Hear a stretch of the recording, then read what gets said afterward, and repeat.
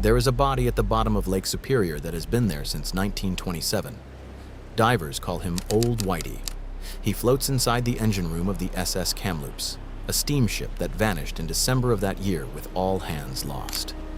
His skin has turned to a waxy white substance called adipocere. His clothes are still on his body, his features are still recognizable, and when divers swim past him, the current from their fins makes his arms move. It looks like he is reaching for them. He has been down there for almost 100 years, and he is not alone. According to the Great Lakes Shipwreck Museum, an estimated 6,000 ships have gone down in these 5 lakes. Some researchers, including maritime historian Brendan Baylod, believe the real number could be as high as 8,000. An estimated 30,000 people have died in these waters since the 1600s. 30,000. Now let me put that number next to something you have heard of. The Bermuda Triangle. That famous stretch of the Atlantic between Miami, Bermuda, and Puerto Rico. The place that inspired books and movies and an entire generation of conspiracy theories about vanishing ships and planes. According to Britannica, the most common estimate for the Bermuda Triangle is about 50 ships and 20 airplanes lost. Total. According to some claims cited in the press, the total death toll over the centuries is roughly 1,000. The Great Lakes have swallowed 30 times more people, and nobody talks about it. The Bermuda Triangle covers roughly 500,000 square miles of warm, deep tropical ocean. The Great Lakes cover about 94,000 square miles of freshwater. They are smaller. They are landlocked. They sit in the middle of the American Midwest, surrounded by farms and small towns and people who eat pasties and drink coffee at diners. And they are a graveyard. A graveyard that, according to experts, is more dangerous per square mile than anywhere else in the world for shipping. A NASA engineer named Kevin McGee, who co-founded Cleveland Underwater Explorers, has estimated that Lake Erie alone has a greater density of shipwrecks than the Bermuda Triangle. So why are the Great Lakes so deadly? It starts with a physics problem that most people have never heard of. Fresh water is less dense than salt water. You probably knew that. But what you probably did not know is what that means for a ship. When an ocean freighter enters the Great Lakes through the St. Lawrence Seaway, it sinks about 6 inches lower into the water. Not because it gained weight, because the water it is floating in lost density. 6 inches does not sound like much, but on a 700-foot freighter loaded to capacity with iron ore, 6 inches is the difference between your deck staying dry and your deck taking on water in a storm. Less buoyancy, less margin for error, less room to survive, and the storms on the Great Lakes are unlike anything on the open ocean. On the Atlantic or the Pacific, waves build over thousands of miles of open water. Oceanographers call this distance the fetch. The longer the fetch, the smoother and more predictable the waves become. Ocean swells can have periods of 20 seconds or more between crests. They roll. They are massive, but they are manageable. An 800-foot freighter will barely feel them unless it is in the heart of a hurricane. The Great Lakes do not work that way. The maximum fetch on the Great Lakes is a few hundred miles. That sounds like a lot, but it is nothing compared to the open ocean. So instead of long, rolling swells, the Great Lakes produce waves that are shorter, steeper, and packed closer together. Wave periods on the lakes are often under 10 seconds, sometimes as short as 2 or 3. That means a ship can have its bow lifted by one wave while another wave lifts its stern at the same time. The middle of the ship is suspended in mid-air. Sailors call this being caught in the trough. And on the Great Lakes, the troughs come fast, they come steep, and they come without warning. According to the Great Lakes Commission, experts say that this volatility can make navigating the Great Lakes even more dangerous than the open ocean. And then there is the phenomenon that might be the most terrifying thing in all of freshwater sailing. The Three Sisters. The Three Sisters are a series of 3 rogue waves that arrive in rapid succession, one after another, each one taller and steeper than normal, each one arriving before the ship can recover from the one before it. On the open ocean, rogue waves are rare and almost mythical. On the Great Lakes, the Three Sisters are a documented phenomenon. Researchers at the University of Wisconsin-Madison have confirmed that rogue waves do form on the Great Lakes. They recorded waves double the height of everything around them, appearing suddenly and grouped together. These wave conditions may have been what killed the crew of the Edmund Fitzgerald.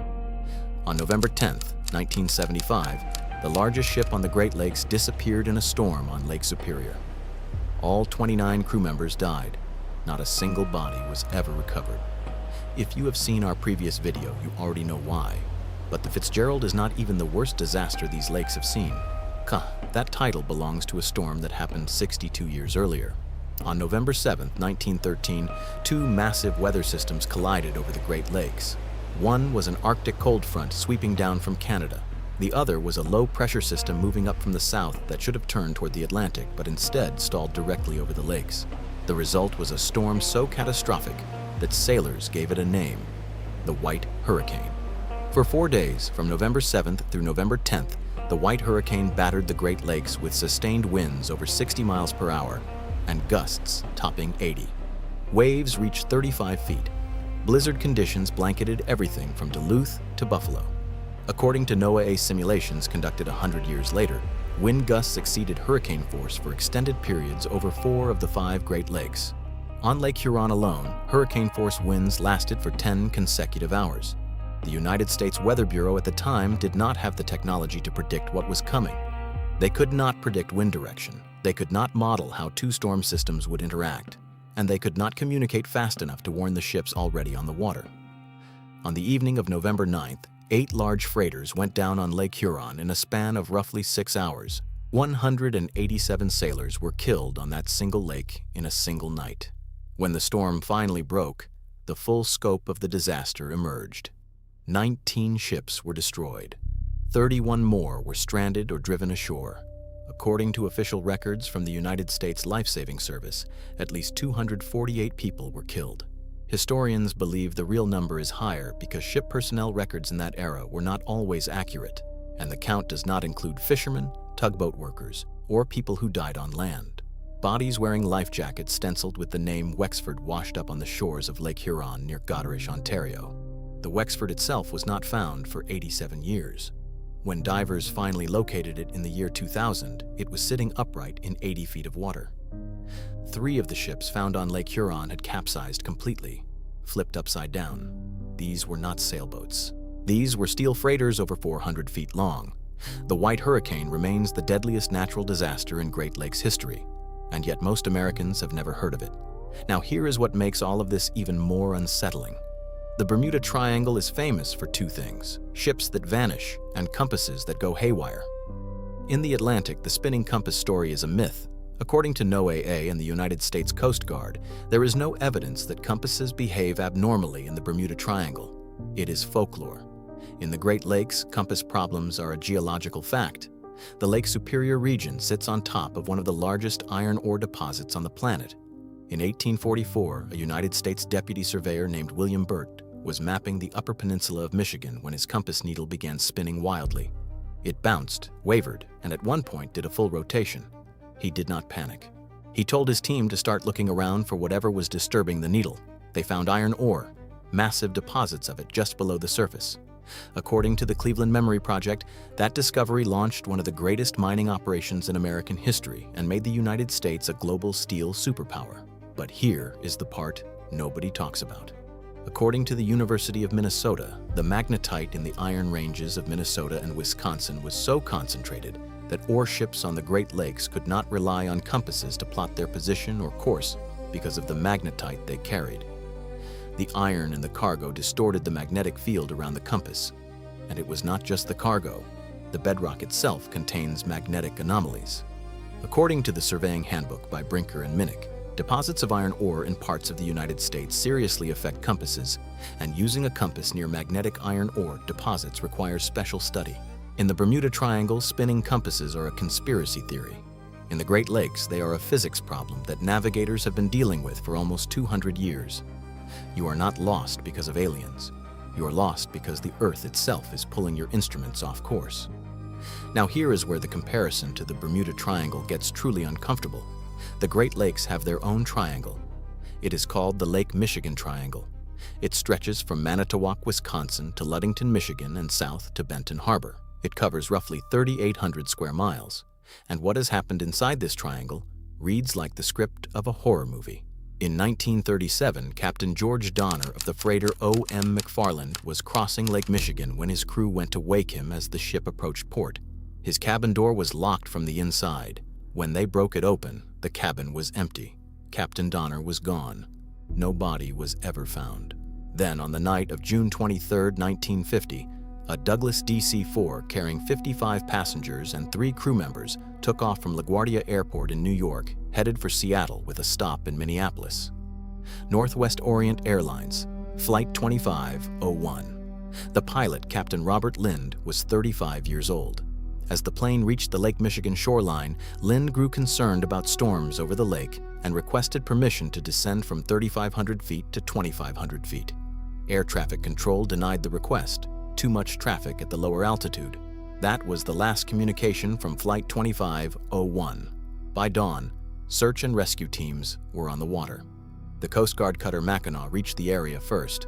According to the official Civil Aeronautics Board report, what they found was not a plane, it was pieces: seat cushions, luggage, a fuel tank float, an airline logbook, and body parts. According to Captain Carl Bowman of the Mackinac, his men recovered hands, ears, and fragments of upholstery. The largest piece of wreckage, according to one official, was no bigger than your hand. 58 people, disintegrated. No intact bodies were ever recovered.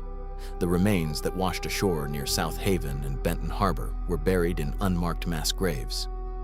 According to researcher Valerie Van Heest of the Michigan Shipwreck Research Association, the families of the victims were never told where their loved ones were buried.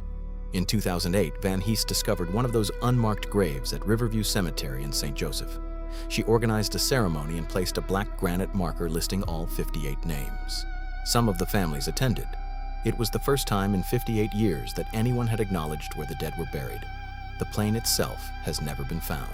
According to the Michigan Shipwreck Research Association, they searched nearly 700 square miles of Lake Michigan over 20 consecutive years. They used side-scan sonar. They partnered with Clive Cussler. They worked with NOAA scientists who ran computer simulations of the lake currents on the night of the crash to predict where the wreckage might have drifted. They found 9 previously undiscovered shipwrecks. They never found the plane. In 2025, Valerie Van Heest announced that she was ending the search. She told a reporter, "We have found it is impossible to find." Flight 2501 remains the only large commercial aircraft in United States history that has never been located. The Bermuda Triangle is famous for planes that vanish. The Great Lakes have a plane that has been missing for 75 years, and nobody has ever heard of it. And it is not just Flight 2501. The Great Lakes have their own Flying Dutchman. In 1902, a Canadian steel-hulled freighter called the SS Bannockburn set out from what is now Thunder Bay with a crew of 20 and 85,000 bushels of wheat. The captain of a passing ship, the Algonquin, spotted the Bannockburn through binoculars that afternoon on Lake Superior. He watched her for several minutes, and then she was gone. Not slowly, not gradually. The captain of the Algonquin looked away for a moment, and when he looked back, the Bannockburn had vanished. A powerful winter storm raked the lake that night. When the storm cleared, there was no ship, no wreckage, no crew. The only things ever found were a single oar and a life preserver. 20 men, gone without a trace. Within a year, the Bannockburn earned a name that has stuck for over a century: the Flying Dutchman of the Great Lakes.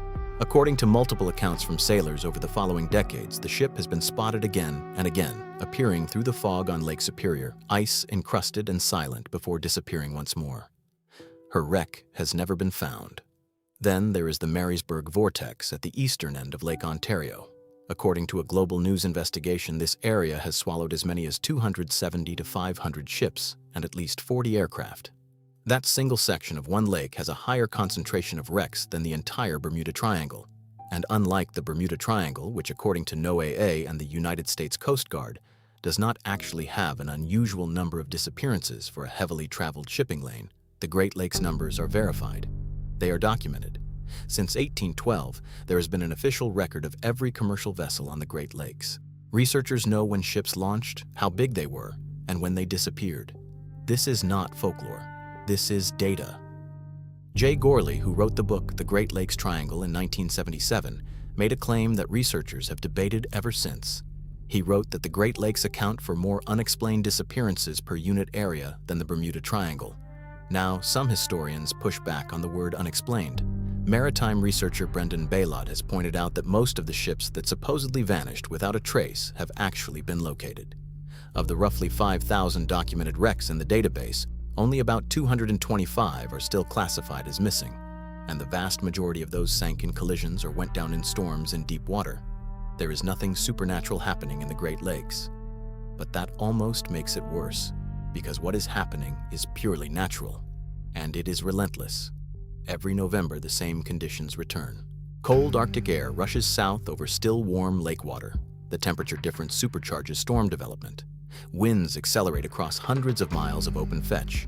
Waves stack up into steep, breaking walls of freshwater that are harder to read and faster to change than anything on the open ocean.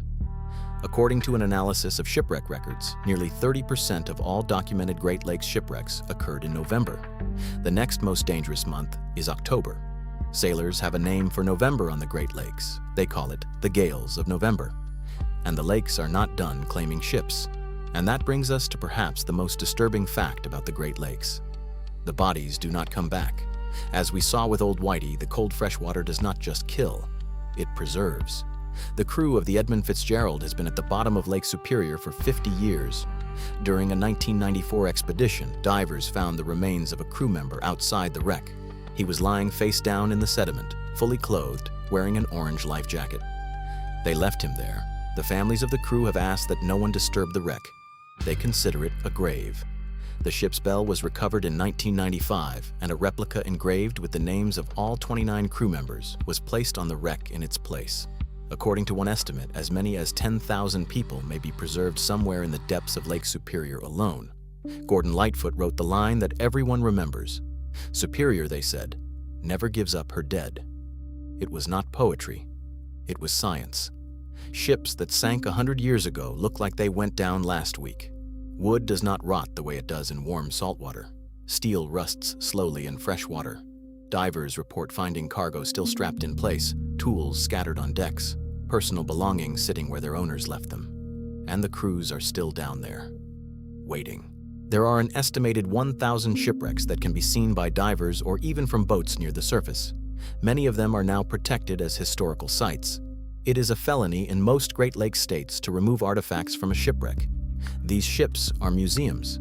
They are time capsules. They are graves. And there are thousands more that have never been found. The Bermuda Triangle got the books. It got the movies. It got the History Channel specials. It got generations of people convinced that something mysterious was happening in the warm waters of the Atlantic. But the real graveyard has been sitting in America's backyard this entire time, hiding in plain sight. In water so cold it preserves the dead. In waves so steep they snap steel freighters in half. In storms so violent they flipped 400-foot ships upside down. And over iron ore so magnetic it makes your compass lie to you. 6,000 ships, 30,000 souls. A body in an engine room that has been reaching through the dark water for almost 100 years. A plane with 58 people on board that has been missing for 75 years. And a ghost ship that sailors still claim to see drifting through the fog. And the lakes are still out there, waiting for November. If this is your first time here, consider subscribing. We cover the stories that nobody else is willing to tell. And if you want to go deeper on Great Lakes history, I will leave some links in the description below. I will see you in the next one.